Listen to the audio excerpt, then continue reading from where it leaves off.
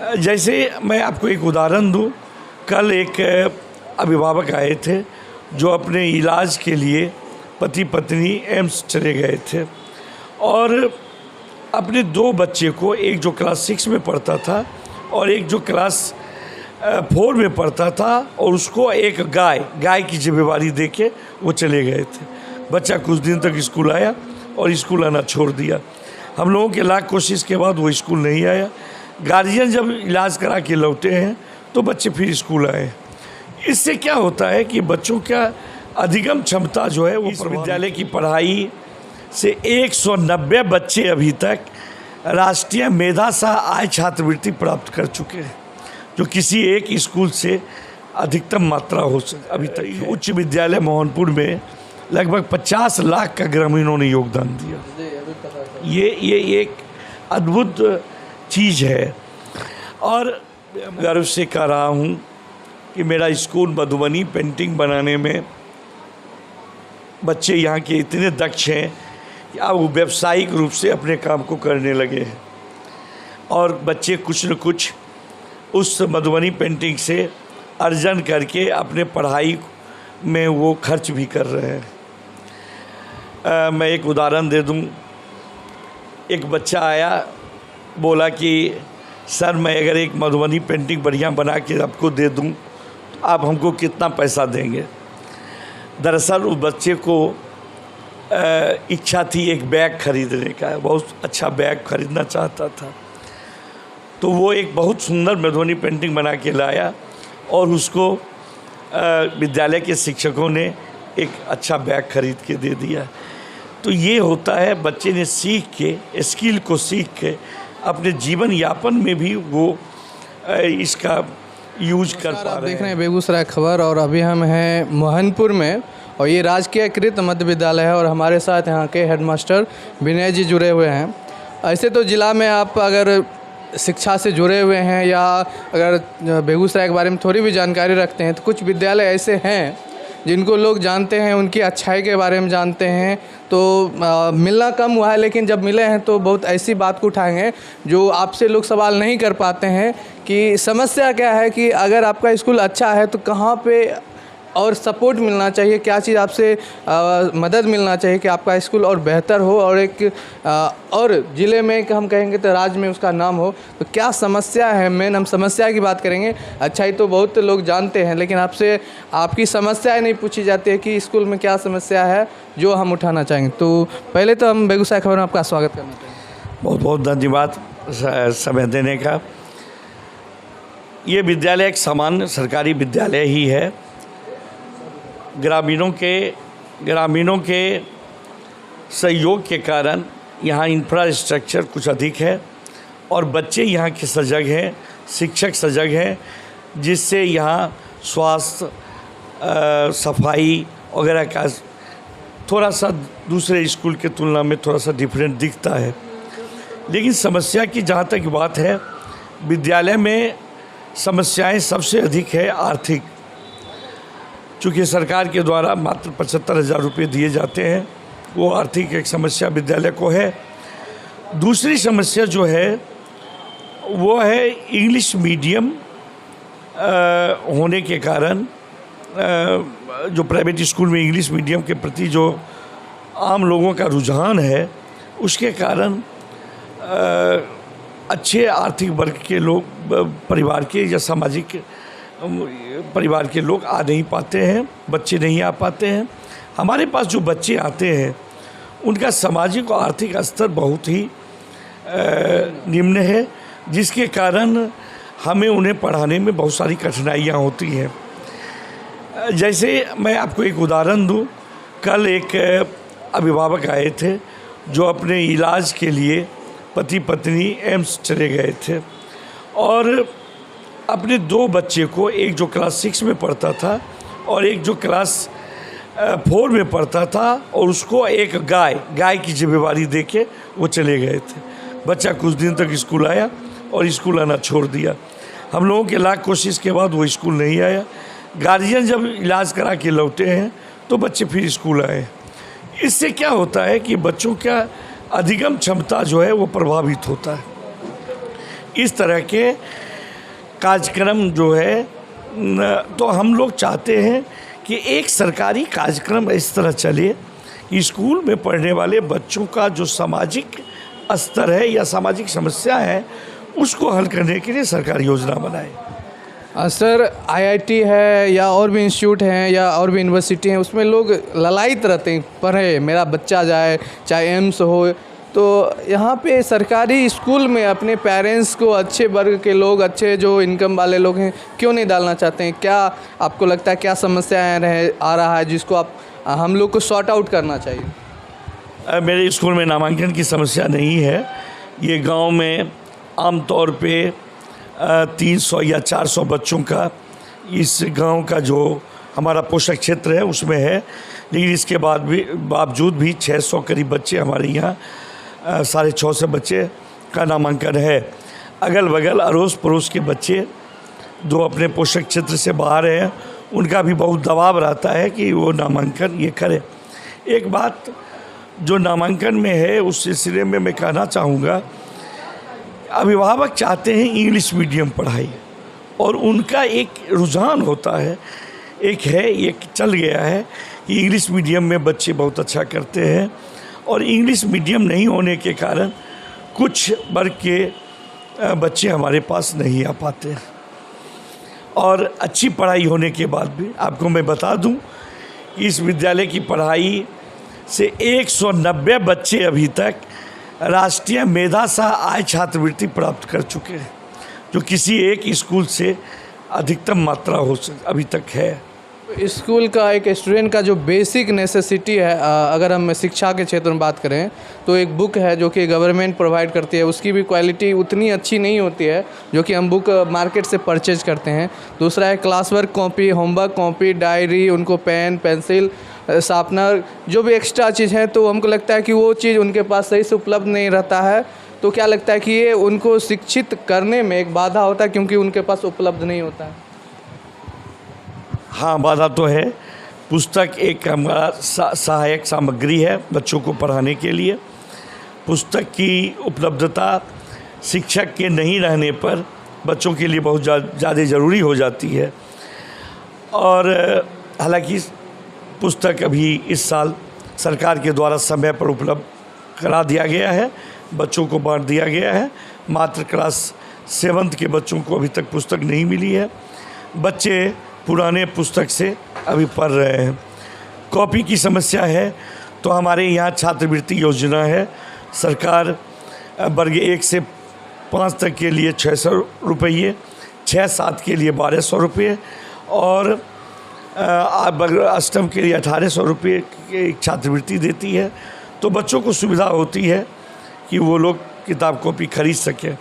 लेकिन एक समस्या तो है, पाठ्य पुस्तक, अन्य शिक्षण सामग्रियों को उपलब्ध होना बच्चों के लिए एक समस्या है। सर, एक जिम्मेदारी की बात करते हैं कि अगर आप प्राइवेट स्कूल में कोई बच्चा पढ़ रहा है और कोई टीचर पढ़ा रहे हैं, तो अगर कोई बच्चा फेल करता है, इवन उनके सब्जेक्ट में अगर फेल करता है, तो उनको हेडमास्टर से या वहाँ के जो डायरेक्टर हैं, चेयरमैन, उनसे एक सवाल जवाब होता है क्यों बच्चा फेल किया है। तो एक इंक्वायरी होता है और अगर मेजर माली क्लास में अगर 60 है, 10 बच्चा फेल किया है, क्यों फेल किया है, टीचर की जिम्मेदारी एक जिम्मेदारी बनती है। क्या लगता है कि ये व्यवस्था सरकारी स्कूल में भी होना चाहिए कि अगर कोई बच्चा फेल किया है तो उसका इंक्वायरी होना चाहिए, उस पर एक मीटिंग होना चाहिए, इंटरनल मीटिंग, ताकि आगे से ना हो। हर एक टीचर की, हर एक लोगों की जो जिम्मेदारी है उसको उनको देखा जाए कि सही से कर रहे हैं कि नहीं कर रहे हैं। क्योंकि कई बार हमारे साथ न्यूज़ में आप देखते होंगे कि अगर कोई पत्रकार चले जाते हैं, पूछते हैं आपको क्या आता है, तो सही से मुख्यमंत्री का नाम या जो जनरल नॉलेज है, जनरल जो सामान्य चीज़ें हैं उसको बताने में असक्षम होते हैं। तो एक भरोसा नहीं मिलता है पेरेंट्स को। जो आप आर्थिक, जिनके पास पैसा है, वो सोचते हैं कि टीचर की नहीं आ रहा था, हमारे बच्चे को क्या पढ़ाएगा। तो क्या लगता है कि ये आप चूँकि हेडमास्टर हैं, तो क्या लगता है इस चीज़ को आप यहाँ पे एक्सरसाइज करते हैं कि हमारे टीचर सही से चीज़ों को कर रहे हैं? अगर नहीं कर रहे हैं तो उन पर क्या कार्रवाई आप करते हैं? अगर नहीं कर रहे हैं तो आगे इसको कैसे इम्प्लीमेंट कीजिएगा, इस पे सर? मेरा मानना है कि सरकारी विद्यालय के शिक्षक अधिक योग्य हैं और काम भी करते हैं। जहाँ तक का सवाल है कि सरकारी स्कूल के बच्चों का अधिगम कम होता है, मैं पूर्व में बता चुका हूँ, मैं पुनः इसको दोहरा रहा हूँ कि मेरे यहाँ सरकारी विद्यालय में बच्चे के अधिगम नियंत्रण रूप से, यानी एक लगातार रूप से बढ़े, हम इस पे फोकस करते हैं। यहाँ हम बच्चों का किसी वर्ग में पास करना और फेल होना, इस पे हम लोग का फोकस नहीं होता है। मेरा फोकस होता है कि जिस सामाजिक वर्ग से बच्चे आए और उनका अधिगम स्तर जितना है, उनके अधिगम स्तर को नियंत्रण रूप से हम उसको इस स्तर पर ले जाए जो स्तर मानक रूप में है। हमारा फोकस ये है और हम इसमें सफल भी होते हैं। हमारे पास बाधाएं हैं, जैसे मैं बता दूं कि कमज़ोर आर्थिक वर्ग के जो बच्चे हैं, उनके माता पिता माइग्रेट करते हैं हमेशा, यानी जब जहाँ काम मिलता है उनको, तो जैसे उनके ससुराल में काम मिल गया, कहीं बाज़ार में काम मिल गया, तो वो माइग्रेट करते हैं। माइग्रेट करने से उनके बच्चे डिस्टर्ब होते हैं, उनकी उपस्थिति भी डिस्टर्ब होती है, उनका अधिगम प्रभावित होता है। अधिगम थोड़ा सा प्रभावित होता है जो लोगों को दिखता है, लेकिन इस बात की जांच अगर की जाए कि जिस अधिगम स्तर के बच्चे यहाँ नामांकित होते हैं और नामांकन के बाद जब वो यहाँ से पास करके निकलते हैं, तो उनका स्तर किसी भी प्राइवेट स्कूल के बच्चों से अधिक होता है, ये मेरा मानना है। हमारे बच्चे मैथ ओलंपियाड में, साइंस ओलंपियाड में, मेधा छात्रवृत्ति में अच्छा कर रहे हैं, उसमें भी अच्छा कर रहे हैं जिसमें प्राइवेट स्कूल के बच्चे भाग लेते हैं, उस क्षेत्र में भी अच्छे कर रहे हैं। अगर बच्चों को सुविधा मिली, पढ़ाने का अनुकूल वातावरण बना, तो बच्चे उतने ही मेधावी होते हैं जितने प्राइवेट स्कूल के बच्चे होते हैं। जहाँ तक सर हम को करिकुलर एक्टिविटी की बात करें, तो यहाँ पे आप स्कूल में क्या क्या सुविधाएं उपलब्ध कराते हैं? क्योंकि सरकारी स्कूल है, तो जैसे हम अगर कंप्यूटर क्लास की बात करें या पुस्तकालय की बात करें, खेलकूद की बात करें, म्यूजिक क्लास की बात करें, तो क्या उपलब्ध यहाँ पे हम मोहनपुर में हो पाता है आपके द्वारा? ये हमारे लिए एक चुनौतीपूर्ण कार्य है। मैं आपको बता दूं कि सरकारी विद्यालय में संगीत, पेंटिंग के दक्ष शिक्षक बहाल नहीं है अभी तक। तो हमारे शिक्षक खुद सीख के और बच्चों को सिखाते हैं। अभी बैगलेस सैटरडे बनाने का जहाँ तक है, तो मेरे स्कूल में बच्चे शनिवार को एंजॉय करते हैं, बहुत कुछ बनाते हैं। मैं गर्व से कह रहा हूँ कि मेरा स्कूल मधुबनी पेंटिंग बनाने में बच्चे यहाँ के इतने दक्ष हैं कि अब वो व्यावसायिक रूप से अपने काम को करने लगे हैं और बच्चे कुछ न कुछ उस मधुबनी पेंटिंग से अर्जन करके अपने पढ़ाई में वो खर्च भी कर रहे हैं। मैं एक उदाहरण दे दूं। एक बच्चा आया, बोला कि सर मैं अगर एक मधुबनी पेंटिंग बढ़िया बना के आपको दे दूं तो आप हमको कितना पैसा देंगे? दरअसल उस बच्चे को इच्छा थी एक बैग खरीदने का, बहुत अच्छा बैग खरीदना चाहता था। तो वो एक बहुत सुंदर मधुबनी पेंटिंग बना के लाया और उसको विद्यालय के शिक्षकों ने एक अच्छा बैग खरीद के दे दिया। तो ये होता है, बच्चे ने सीख के, स्किल को सीख के अपने जीवन यापन में भी वो इसका यूज कर पा रहे हैं। इस विद्यालय में कंप्यूटर हैं, 10-15 कंप्यूटर हैं। कोविड में हमारा बहुत नुकसान हुआ, फिर भी हम उसको इस गर्मी छुट्टी से में चालू कर रहे हैं। संगीत के शिक्षक आउटसोर्सिंग से आते हैं, कला के शिक्षक भी आउटसोर्सिंग से आते हैं और वो लोग बच्चे को कर पाते हैं। सबसे बड़ी समस्या खेल की है। खेल में मेरे पास मैदान नहीं है, इसलिए हमने अभी वाइल्ड रिफाइनरी के ईडी महोदय से उनसे अनुरोध किया है कि आप हमारे छत पे इंडोर स्टेडियम बना दीजिए। छत बहुत अच्छा है। वह माननीय जनप्रतिनिधियों से आग्रह किया है कि आप इसको इंडोर गेम का बना दीजिए ताकि यहाँ के बच्चे खेल सकें और उनका अधिगम और उनका स्वास्थ्य भी अच्छा हो सके। हाँ सर, एक आखिरी सवाल, सर एक आखिरी सवाल है कि जैसे आप बोल रहे थे कि हमारे पास 10 के आसपास कंप्यूटर है। आजकल का युग जो है आधुनिक युग हो गया है, टेक्निकल फील्ड हो गया है। अगर हम माने कि 7-8 तक अगर बच्चे अगर MS Word, MS Excel, PowerPoint अगर उस चीज़ को सीखेंगे, क्योंकि आजकल लोग मोबाइल में टिकटॉक और इंस्टाग्राम पे ही रह गए हैं, जो कि उसका उनके लाइफ में कोई यूज नहीं है, बल्कि उनका लाइफ वो और बर्बाद ही कर देगा।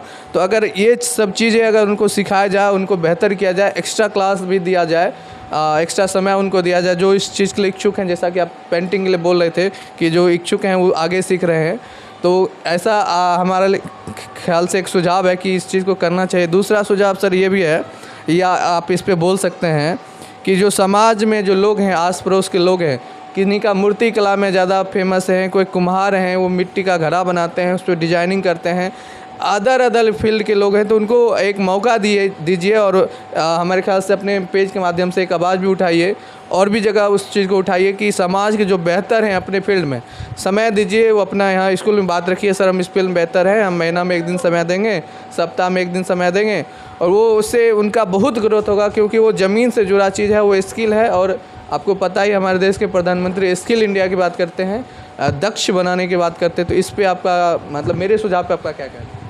आपका सुझाव अति उत्तम है, आपके भावना का भी मैं कद्र करता हूँ। आप चाहते हैं कि एक देहात का बच्चा, देहाती स्कूल का भी बच्चा कंप्यूटर सीखे, आधुनिक जितने भी चीज़ें हैं वो सब जानकारी रखें। आपका ये भावना पवित्र और बहुत ही स्वागत योग्य है। यहाँ कुछ समस्याएं हैं, इंफ्रास्ट्रक्चर की समस्याएं विद्यालय में है। भारत बहुत विशाल देश है और यहाँ अंतिम जन तक पहुँचने के लिए बहुत ज़्यादा एक संसाधन की आवश्यकता होती है। सरकार इस दिशा में कार्यरत है और हम उम्मीद करते हैं कि बहुत ही जल्द आपका ये सपना ये पूरा होगा। समाज से सहयोग ले सकते और समाज भी सहयोग करने के तैयार। अभी मैं आपको बता दूं कि मध्य उच्च विद्यालय मोहनपुर में लगभग 50 लाख का ग्रामीणों ने योगदान दिया। ये एक अद्भुत चीज़ है और मोहनपुर को भी ग्रामीण सहयोग कर रहे हैं। यहाँ के लोकल कलाकार वगैरह का भी सहयोग है। दरअसल होता क्या है, ये मैं एक बात बता देता हूँ कि शिक्षण और प्रशिक्षण ये बहुत थोड़ा सा एक चीज़ होता है। कुछ कलाकार ऐसे होते हैं जो मंच पे परफॉर्म तो अच्छा कर देते हैं, लेकिन वो प्रशिक्षण देने में या सिखाने में उतने दक्ष होते नहीं हैं। वो कतराने लगते हैं बच्चों के साथ आने में। ये एक समस्या होती है। इसके लिए उन लोगों को भी मेंटली तैयार करना पड़ेगा, दक्ष करना पड़ेगा कि आप बच्चों के साथ कैसे व्यवहार करें। तो एक बड़ी चीज़ है ये समझिए कि क्रांति होगी तभी होगा।